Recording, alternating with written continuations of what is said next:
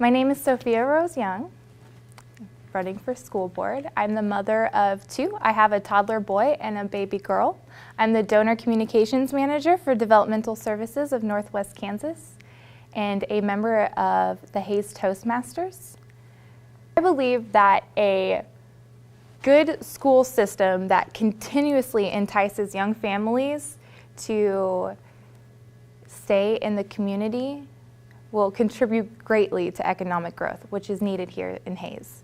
And I want to give back to the community because Hayes has given so much to me.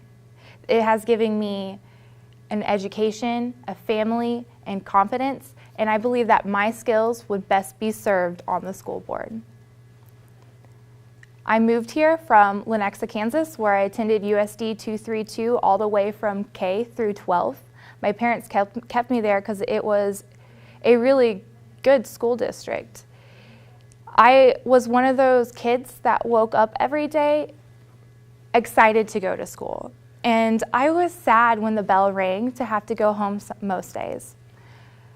I think as adults and as grown-ups, we don't always realize or remember, but the public school system is where a lot of kids feel safe and loved and listened to and have structure when compared to their lives at home.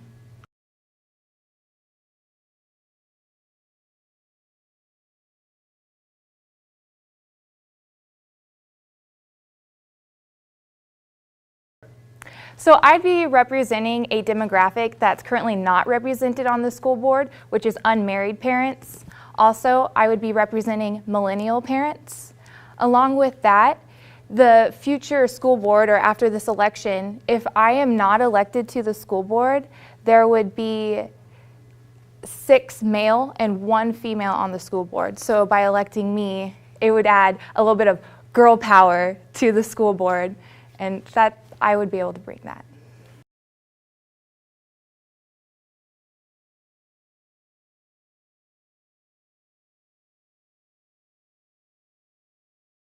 So the role of the school board and the administration compared to the administration is the school board is more of a liaison between the school district and the administration and the community. So the school board will be communicating to the community what's going on and be able to tell back to the administration what it is the community wants and what the community wants to see. Along with that, there's a fiscal responsibility that goes on both the administration and the school board.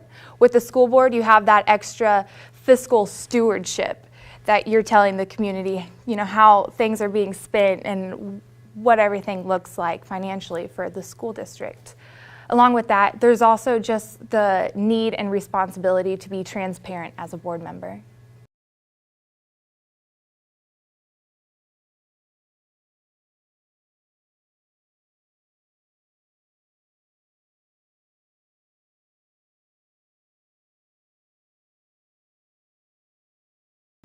So if there's all of a sudden this extra money and it could go anywhere, I'd turn to the administration and ask them and see where they recommend for the money to go, for extra money to go. And then as a school board, we would determine if that is indeed a good idea and if it is what the community would like to see that money allocated towards. I have a heart for nutritional programming, improving lunch programs, the arts, and teachers' salaries. So if there's ever extra money to be allocated to those types of things, I would more than likely be voting yes on them.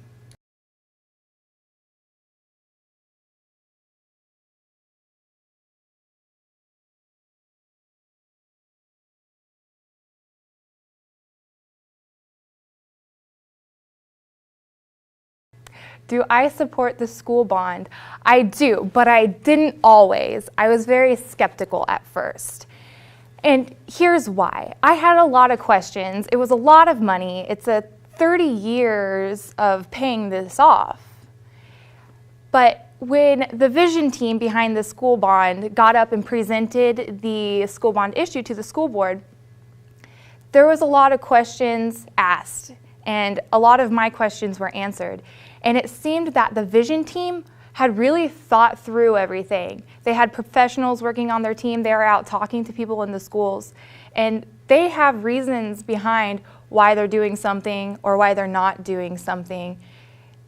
I had not seen a question asked that didn't have a good explanation to why or why not that was part of the school bond.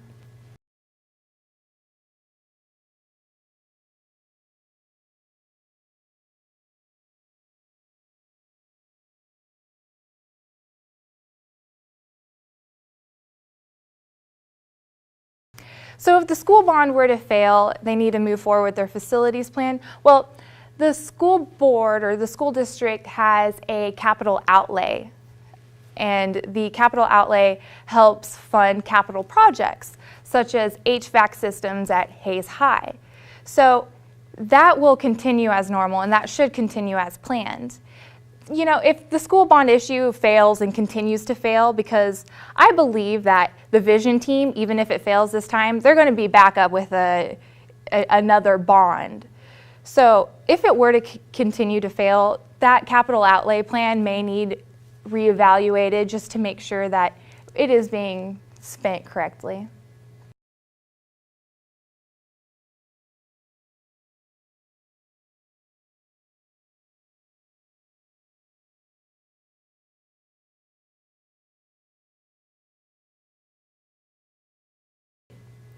So once the school bond passes, there will be the issue of where to build the new elementary school. That is going to be a very hot topic that people are going to be talking about, because I do feel like people might be split on that. There's talk about it going next to Hayes High, where the district already has land, or putting it somewhere else. And I've heard reasonings on both sides, and I've heard counter arguments. And right now, I'm still very neutral. To me, I don't know where it's going to go just yet. The sounds of it going next to Hayes High, it does sound very favorable in the sense that there can be some collaboration between the high school and the elementary school, and we already own that property there. But there's some argument where they might not be spread out enough, as in the elementary schools in the district might not be spread out enough.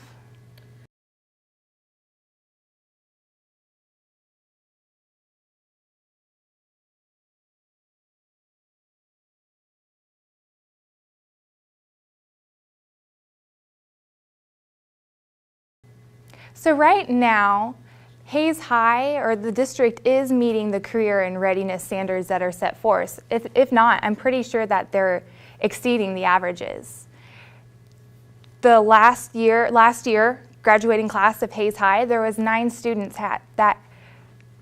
so last year's graduating class at Hayes High, 9 of them scored a 32 or higher on the ACT. And here in the district, we have a 4-year university right in our backyard that is the 3rd largest in the state as far as enrollment. And then there's also a wonderful tech college. I think there's a lot going on for the career and college readiness. And if I was on the school board, it probably wouldn't be the biggest concern I had.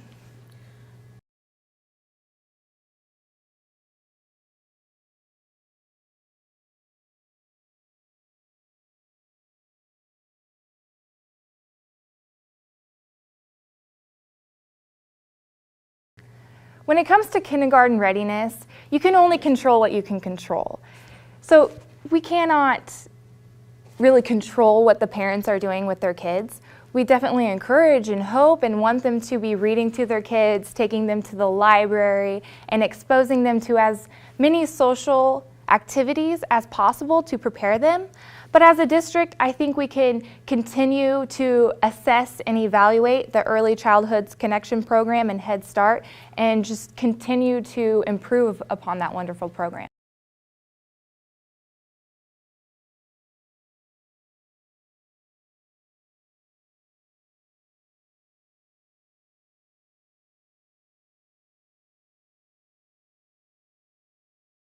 As a school board member, my goal is to be engaged, 110% there all the time.